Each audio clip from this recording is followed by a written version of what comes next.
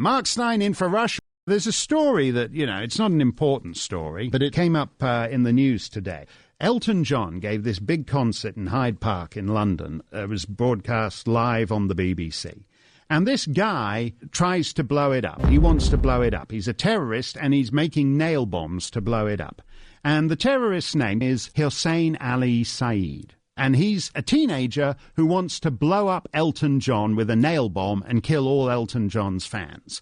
And this is presented in the press reports as teen arrested for attempting to blow up Elton John concert. So why would a teen want to blow up an Elton John concert? Well, he's a jihadist. He's a Muslim who supports ISIS, watches ISIS videos. Why does he want to blow up Elton John? Could it be that Elton John is like the most famous homosexual on the planet, and these ISIS supporters hate homosexuals, and in ISIS land they want to throw him off the building?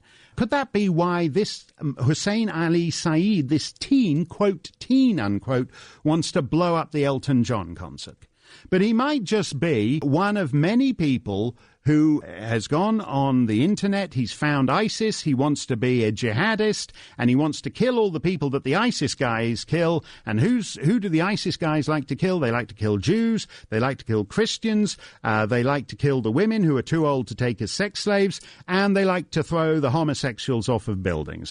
When you read these stories, they're all the same, and the police statements are all the same. Mohammed got together with his friend Mohammed and Mohammed's cousin Mohammed, and they decided to go into a church and stab a priest.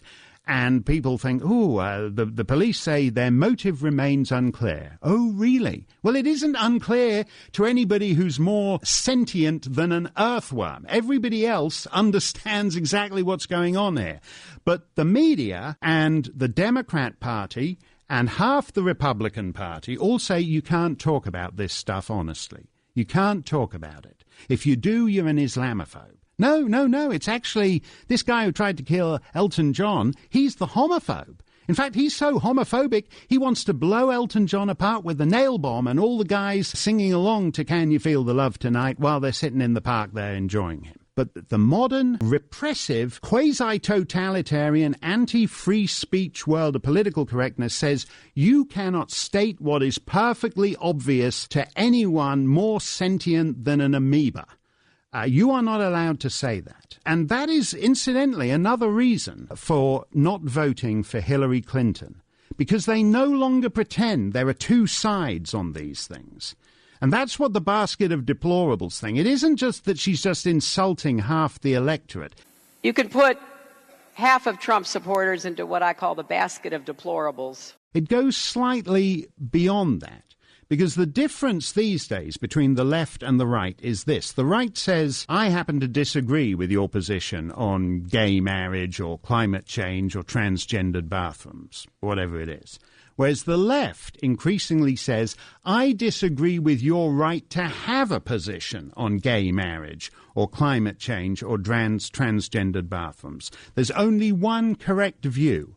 And you're not allowed to go beyond it. And that's what really she's telling you with the basket of deplorables remark. And far too many people have gone along with it too. Michael Gerson, very nice chap. He was Bush's speechwriter. He's now got a column in the Washington Post. And he says that Trump has licensed all these racists and he's made them respectable. He's basically gone the basket of deplorables route, Mike Gerson has.